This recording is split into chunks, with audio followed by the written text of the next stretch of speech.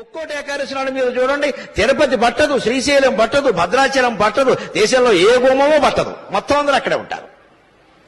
ఆ రోజు మహాపుణ్యం చేసిన పాపాలన్నీ పోతాయి. అంటే అన్ని పాపాలు చేశాడనమాట ఈయన.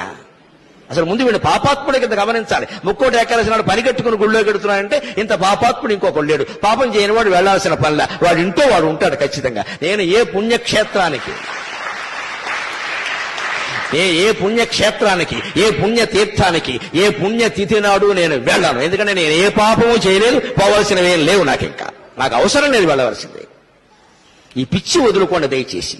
ఎందుకంటే ప్రమాదాలు అక్కడే జరుగుతున్నాయి. ఒకే క్షేత్రం, ఒకే రోజు, ఒకే సమయం. గోదావరి పుష్కరాల్లో 30 మంది ఎందుకు చచ్చిపోయారో అందరికీ తెలుసు. అదే రోజు, అదే ముహూర్తం. అంటే అవి అలాగే జరుగుతాయి. ఏమిటా పిచ్చి, ఏమిటా వెర్రి? ముక్కోటి ఏకాదశి నాడు పెడతారా? మర్నాడు వెళ్ళండమ్మా, 3 రోజులు అయ్యాక వెళ్ళండమ్మా. విష్ణుమూర్తి ఏమైనా కోప్పడతాడా? ఉత్తర